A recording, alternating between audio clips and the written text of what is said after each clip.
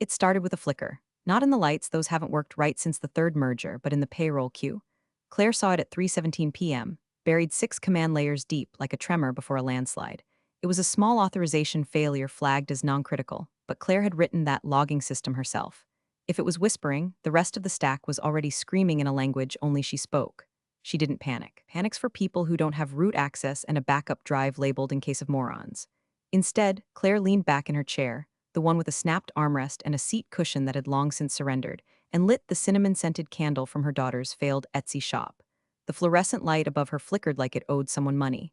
In the distance, she could hear someone microwaving salmon. Again, outside her office. If you could call the supply closet with a LAN rack an office, the freshly minted HR drones pranced past, holding oversized Stanley tumblers and talking about rebranding human capital into a feeling. Claire didn't bother to decipher that word salad. These were the same people who thought Git was a British insult and once asked her if VPN was a gender identity. 17 years. That's how long she'd held this Frankenstein of a system together with gum, rage, and undocumented scripts written at 3 a.m. on Red Bull in spite. She wasn't in the promo photos. She didn't show up in company birthday slideshows. But when servers hiccuped, when email died, when payroll bounced, it was always, call Claire. No one asked where she was, just assumed she'd be there. Like plumbing, like gravity. But now, Claire was a process bottleneck, a legacy knowledge silo, a culture misfit, or as the new HR director, Madison Klein, fresh from an MBA in transformational empathy and 2 years of absolutely nothing, put it, an artifact of a more rigid era. Claire wasn't shocked. She'd been watching it unfold. The moment Madison came in with her manicured nails and her culture is code slides, Claire started noticing things. Longtime engineers quietly shone the door, decades of process replaced with agile rituals nobody understood, entire subsystems reassigned to interns who couldn't spell Linux. Still, Claire kept quiet, observed, noticed how the old badge scanner had been replaced with a cloud-based solution no one had vetted, how VPN traffic spiked every Friday at 4 p.m. like clockwork, how a certain exec's access logs showed more hours on Candy Crush than Confluence. She wasn't bitter. She was ready. By the way, quick side note while I've got your attention. 97% of folks listening to stories like this never actually hit that subscribe button. Wild, right? If this saga's got your curiosity cooking, or you've ever wanted to see corporate karma unfold with surgical precision, go ahead and subscribe. Seriously, it fires up the team like a triple espresso on deadline day. Back to Claire. She didn't show anger. That wasn't her thing. But when the COO, Greg Summers, the human equivalent of unbuttered toast, told her they'd be evaluating her alignment with future-facing priorities, she calmly printed out every system diagram she'd ever built, walked into his office, and laid them down like tarot cards. His eyes glazed over halfway through subnet mapping. He blinked. I'm sure the new team can. Figure it out. Claire smiled. I'm sure they'll try. Then she returned to her desk, fired off a few quiet backup jobs, disabled her tracking on internal Slack threads, disconnected one critical analytics pipeline, and labeled the error API deprecation. No one would even notice for a while. She kept working, not because she thought it would save her job, but because it was hers. The chaos held together by her hands, the duct-taped truth beneath the polished facade. No one ever said thank you, but when the light stayed on, that was her thank you, at 5:42 p.m. She got the invite, a compliance review with HR the next morning. No agenda, no prior discussion. The invite came with a read receipt on a weekend that alone told her everything. Claire didn't flinch, just made one final update to a private access script. Then she carefully removed a small black drive from her desk drawer, tucked it into a padded envelope, and slid it into her purse. No label, no markings, just 17 years of secrets and sovereignty. They'd find out what it was when it was already too late, and she'd be watching.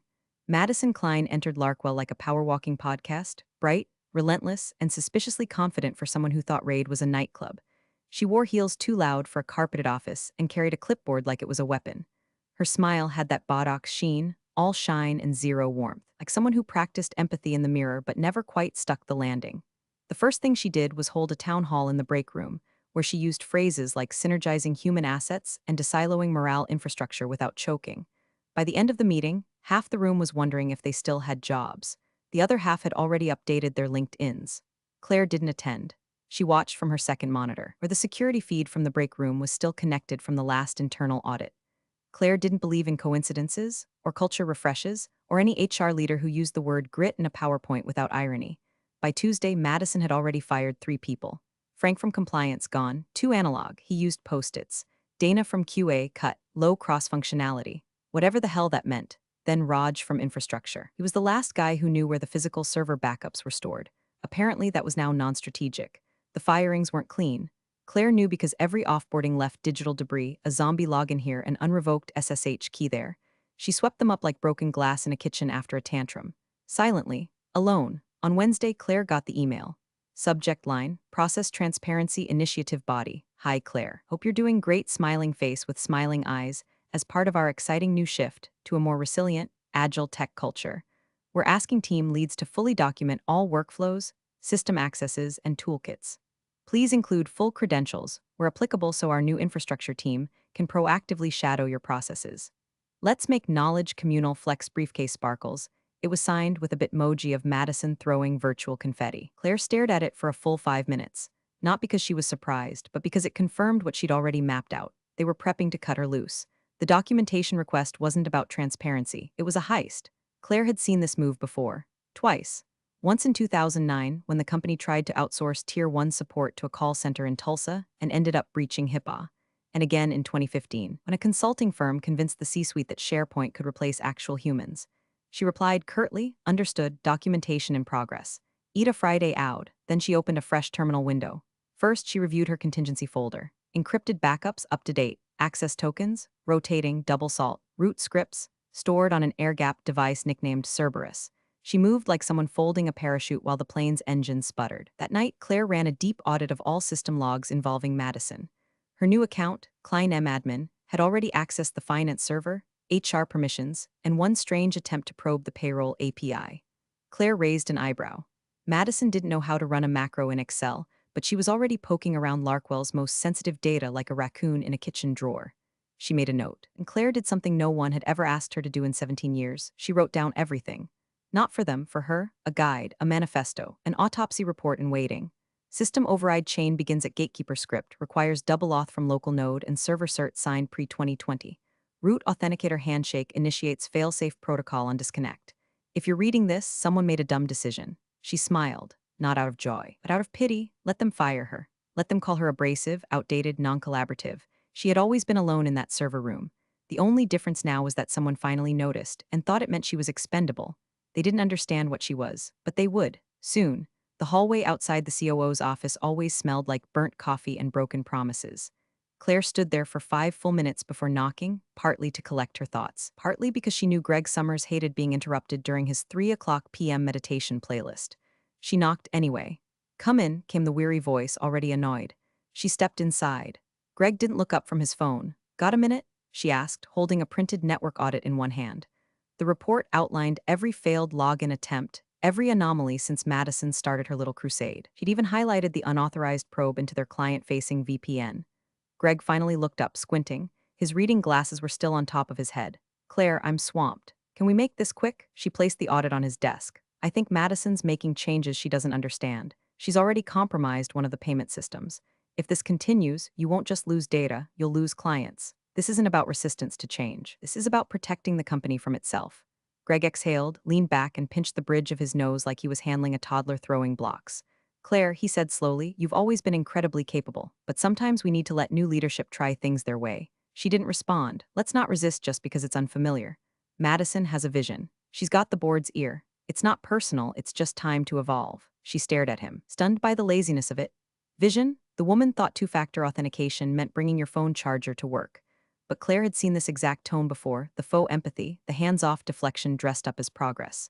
Greg wasn't going to fight for her. Hell, he wasn't even listening. His eyes were already drifting back to his phone screen, probably checking Slack emojis in a thread titled #Monday Motivation. Understood, she said, and walked out. She didn't slam the door, she didn't even sigh. She simply walked back to her desk and began the real shutdown sequence, not on the servers, but on herself. 22 minutes later, an email landed in her inbox. Subject, compliance review, immediate, no signature. Just a meeting link and a time. 10 minutes from now. She already knew what was coming. When she logged into the call, Madison was waiting, flanked by some HR puppet with a laminated handbook and the moral flexibility of a parking meter. Hi, Claire, Madison said, chipper like a talk show host. Thanks for hopping on so quickly. We just wanted to take a few minutes to touch base on some compliance and culture concerns. Totally routine. Claire stayed silent. Madison continued. We've noticed a pattern of information bottlenecking that's, well, it's not really in line with our new value model. There's been feedback that you're not collaborating, not sharing knowledge freely, and in some cases, deliberately withholding documentation. Claire raised an eyebrow. From whom? Madison blinked. Well, you know we can't disclose internal feedback sources, but the concern is that you're operating with a kind of territorial mindset. We need to be a company that flows, Claire, not one that clogs. Interesting metaphor, Claire said flatly. Madison gave a polite chuckle.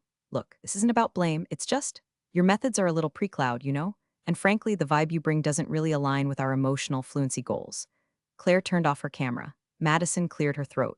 Okay, so, we're going to move forward with a transition, effective immediately. You'll be receiving a severance package, generous, might I add, and we'll need you to clean your desk by end of day. Then came the final twist of the knife, dipped in sugar and condescension. Clean your desk, sweetheart. That word stuck. Sweetheart, like she was a confused waitress at a Waffle House, not the reason the building still had working electricity and functioning payroll. Claire said nothing. She clicked leave meeting, logged out of her system, pulled the Ethernet from the back of her tower. Then she opened her desk drawer. Nestled inside a hollowed-out manual labeled Windows 95 for Dummies was a slim, matte black drive. Root Authenticator. The heartbeat of the entire Larkwell stack. No one else knew it existed. No one else even knew what a failsafe handshake protocol was. She slid it into her purse like it was lip balm, grabbed her mug, took her cinnamon candle and walked out. No tearful goodbyes, no HR escort, just the rhythmic click of her boots on tile. As the elevator doors closed, Claire looked up at the security camera in the corner and gave it the faintest smirk. Let them reboot the servers. Let them scramble passwords, force resets, audit systems. They had no idea they'd just fired the last person who knew where the real skeletons were buried. And now, they were standing in the graveyard. Claire didn't go home. She hadn't really had a home in years, just a rental where the AC made death rattles and the neighbors grilled raccoons. Instead, she drove east. Long enough that the skyline was gone, the cell towers dropped to one bar, and the air tasted like dust and disuse. At a rundown roadside motel with cracked ice machines and cigarette burns in the sheets, she checked in under a name she hadn't used since 2007, Cassandra Lyons. That was the first name on her first firewall, felt poetic. She locked the door behind her, set the chain, pulled the curtains, took off her boots. Lit the same candle, cinnamon, comfort, ritual, and she pulled out the battered ThinkPad she'd kept in her go-bag for emergencies. The kind of emergency that smells like silicon smoke and legal panic. Power on, fan whirs, OS boots into a stripped-down Linux distro no one but her has access to. She connects to the private access node, an off-the-grid server she rigged in a solar-powered shack 3 years ago during a particularly nasty audit scare. It blinks alive. Claire begins to watch. 3:12 a.m. Login attempt from Larkwell HQ. Madison's credentials. She's trying to access the financials dashboard. Denied. 3:13 a.m. Another attempt, this time with backup HR credentials. Denied. 3:15 a.m. Systems auto-trigger a permission reroute standard protocol when multiple failed logins occur on an admin chain. The reroute pings an endpoint. Claire's endpoint. A red flash appears on her monitor. Unauthorized redirection attempt. Gatekeeper failsafe initiated. She smiles. Not smug, not vengeful, just satisfied. The kind of smile that comes after 17 years of being dismissed and 2 weeks of being ignored. Another alert.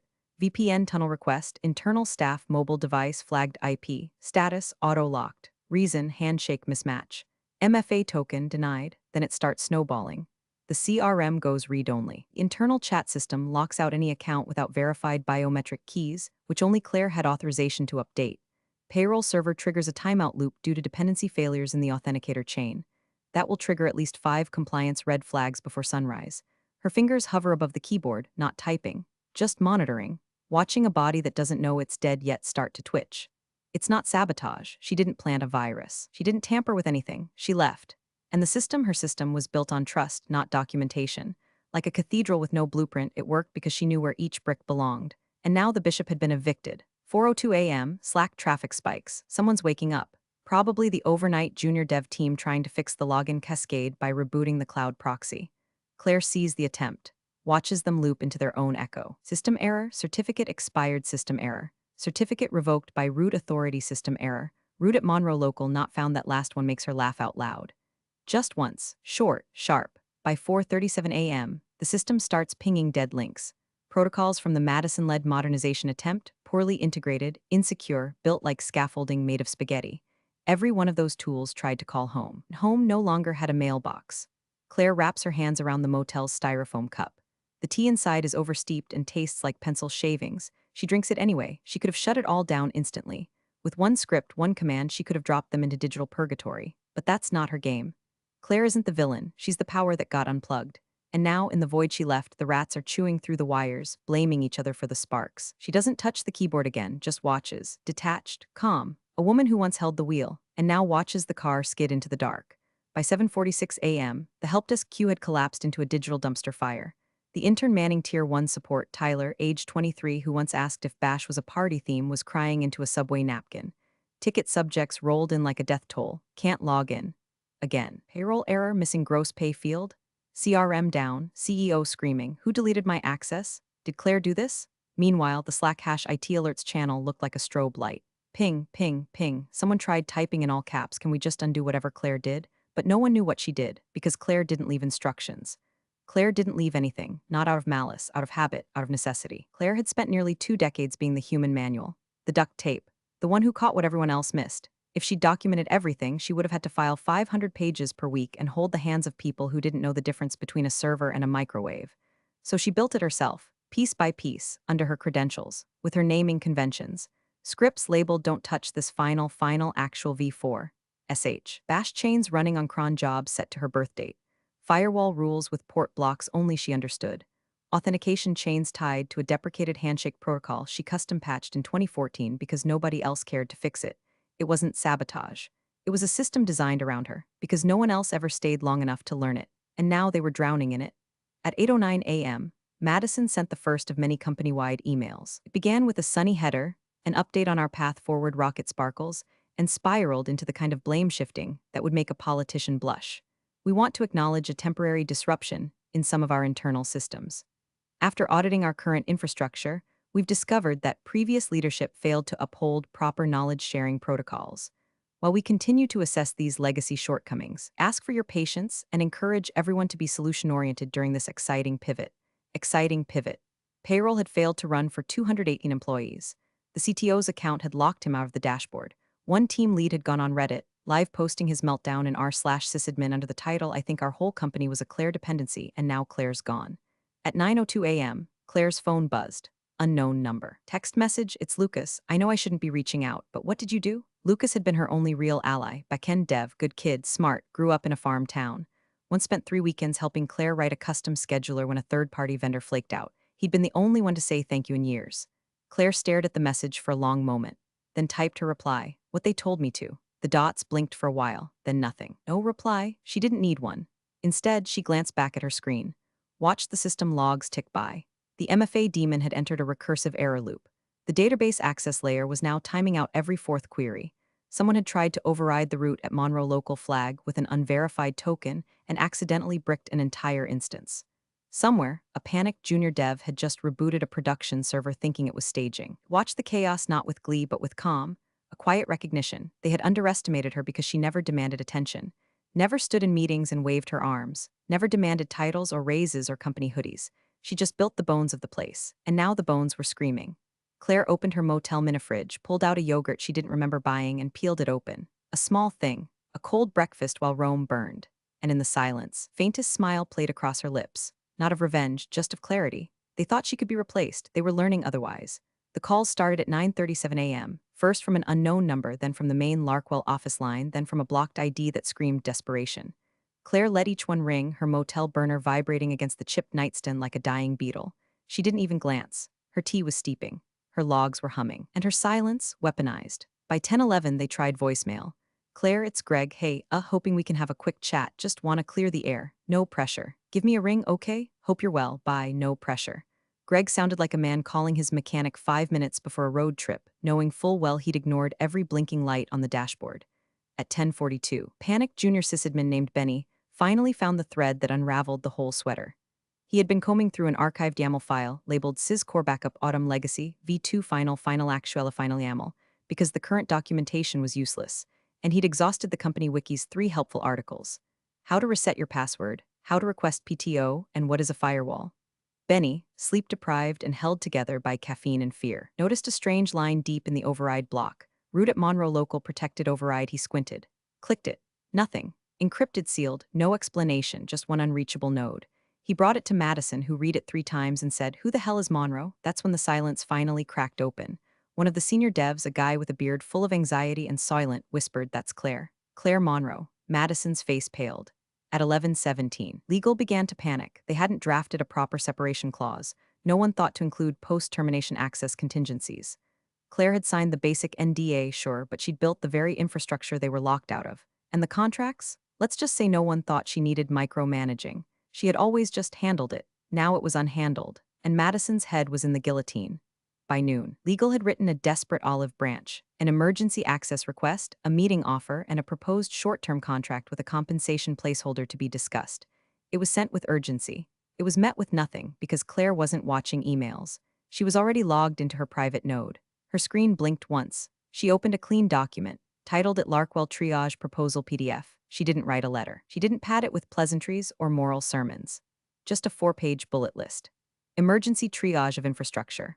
$110,000 flat 10-day limited engagement, no NDA revisions root privileges, reinstated exclusively to consulting node one-time credential restoration, only Claire Monroe, retains all prior script, and patch authorship no contact with Madison Klein at the bottom. Added a line in bold, failure to respond within 60 minutes will be considered a full rejection of terms. She exported it, digitally signed the file, and uploaded it to a secure Dropbox previously used for quarterly compliance reviews. Then she logged out. The file would appear to them as soon as the backup daemon completed its next sync, which, thanks to her own programming, would happen at exactly 12:45 p.m. That gave them 50 minutes to sweat. Claire leaned back in the motel armchair, stretched her legs, and pulled her hoodie sleeves over her hands. She wasn't angry. Anger was for amateurs. This was posture. This was process. This was a woman who knew her value and wrote the invoice accordingly. Outside, a tractor rolled by. Inside, the last of the dominoes trembled in place. The emergency exec call was scheduled for 1 p.m. sharp.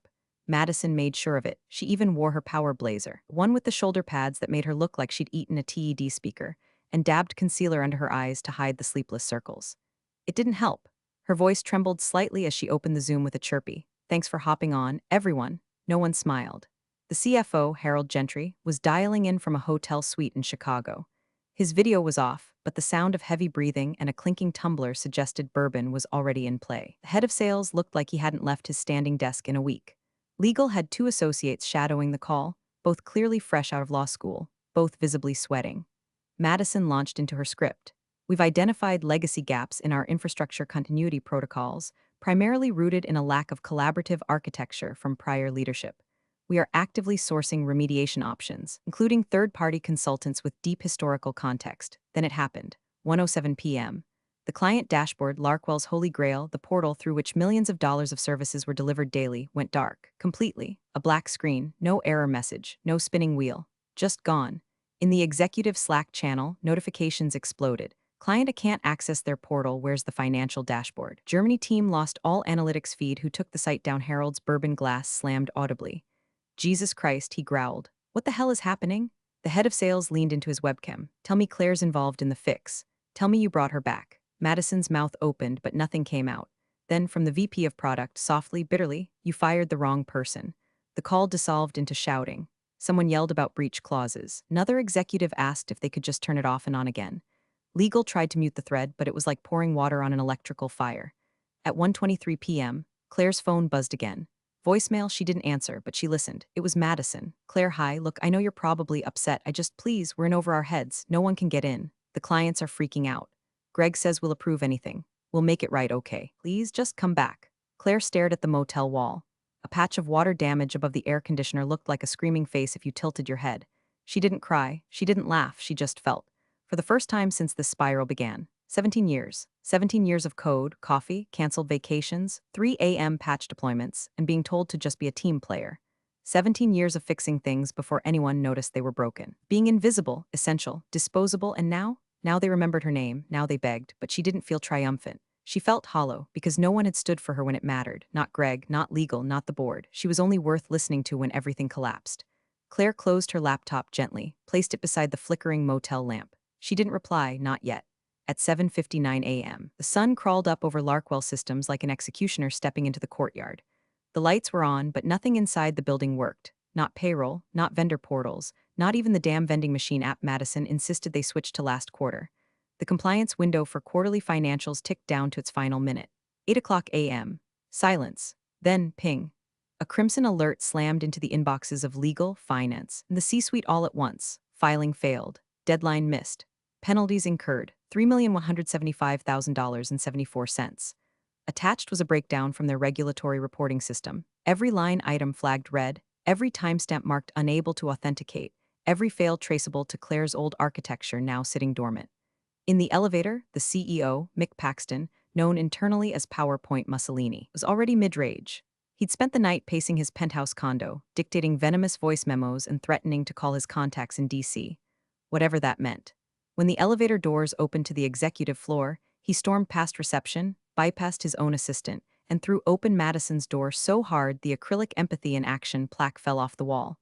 "What the hell is going on?" he roared. "You know how many contracts require on-time compliance to stay valid? Do you know what happens when the Federal Oversight Board sees us fail 2 quarters in a row?"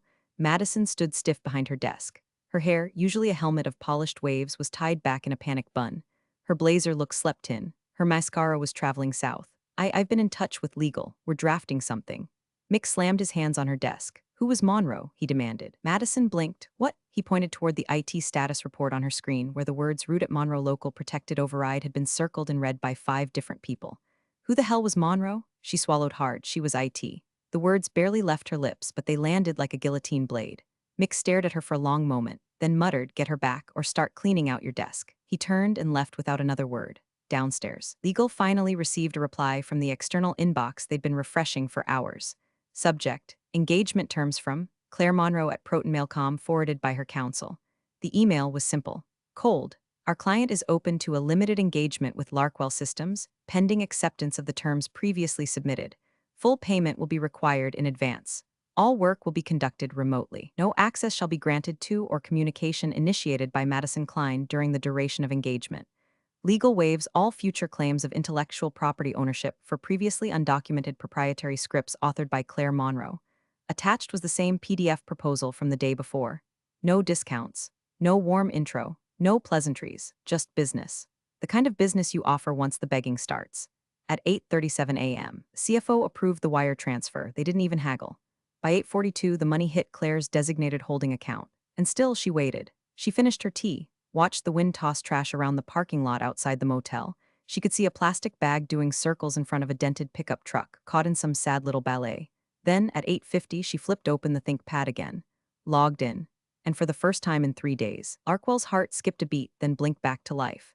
But she didn't speak. She didn't need to. They'd already said everything, every scream, every plea, every dollar. Now she was the one calling the shots, and her silence had never been louder.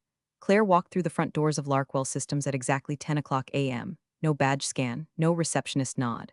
The security guard, Darnell, bless him, just stepped aside and muttered about time. She was dressed in black from collarbone to ankle, sharp blazer, clean lines, zero frills. Her hair was tied back in a no-nonsense knot that screamed litigation, not reconciliation. No laptop bag, just a slim metal case in her left hand and 17 years of swallowed thunder under her skin. She didn't go to her old desk.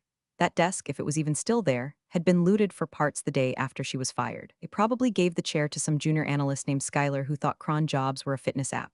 No, Claire didn't want that desk back. She walked straight to the boardroom. Legal was already waiting. 3 suits on one side, one empty chair across the table. No Madison in sight. The chief legal officer, Andrea Voss, stood as Claire entered. "Miss Monroe." Claire nodded, sat, unlatched the case.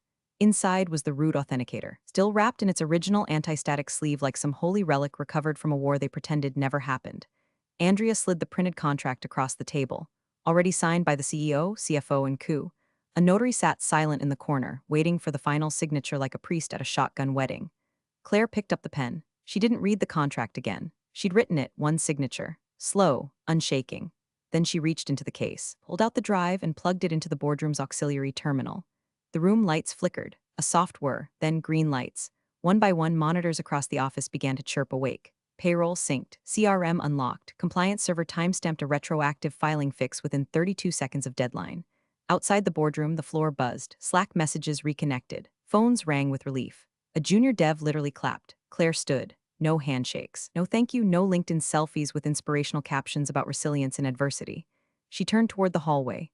And there, poised like bad karma and pumps, stood Madison, shoulders tense, eyes hollow, holding a branded notebook like it might shield her from divine judgment. Claire paused, tilted her head, walked past her until they stood side by side, then turned just slightly, enough to let her voice carry. Smooth, even, precise. "Next time," Claire said, eyes fixed forward, "don't confuse silence for weakness," and walked. Behind her, Madison stood frozen, like a crash survivor realizing the flames are just starting to spread. She didn't move for a long time, but when she did, it was to reach for a box under her desk. Claire never saw it. She was already outside. The sky was overcast. Her car was waiting. She drove away with no music, no calls, just the quiet hum of a woman who had let the empire fall. Not out of rage, but out of principle, because they never listened, until silence cost them everything. Appreciate you sticking around, you legends of the break room. Subscribe for more chaos. Let's make your old manager spill their coffee in fear.